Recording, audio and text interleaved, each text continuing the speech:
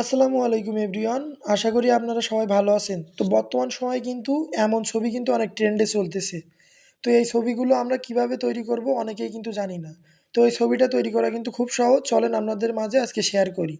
তো এই ছবিটা তৈরি করার জন্য প্রথমে আমাদের যে অ্যাপ্লিকেশনটার দরকার হবে সেটা হলো জিমিনি। জিমিনি এই অ্যাপ্লিকেশনটা কিন্তু আপনারা প্লে স্টোর থেকে ইনস্টল করে নেবেন। তো জিমিনি আপনারা ইনস্টল করা হয়ে গেলে আপনাদের কিন্তু একটা প্রম্পট লাগবে, মানে একটা লেখা লাগবে। এই লেখাটা কিন্তু আমি এই ভিডিওর ডেসক্রিপশন বক্সে দিয়ে দেবো। তো এই লেখাটা কিন্তু এখান থেকে আপনারা কপি করে নেবেন। কপি করে নেওয়ার পর আপনারা কিন্তু সরাসরি আপনারা জিমিনির ভিতরে চলে আসবেন।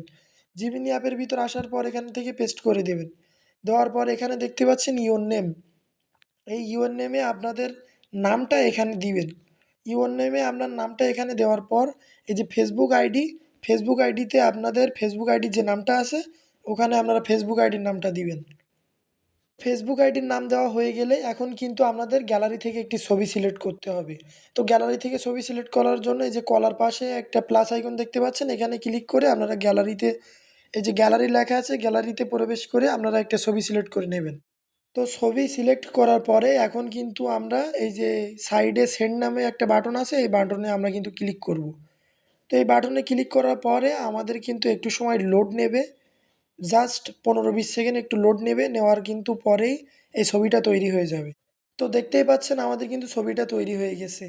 দেখতে পাচ্ছেন কত সুন্দর হয়েছে। আমি যে নামটা দিলাম সে নামটা কিন্তু এখানে আছে এবং যে ফেসবুক আইডির নামটা দিলাম সে নামটাও কিন্তু এখানে আছে। তো এখন এই ছবিটা আমরা কিভাবে ডাউনলোড করব? উপরে দেখতে পাচ্ছেন ডাউনলোড অপশন আছে।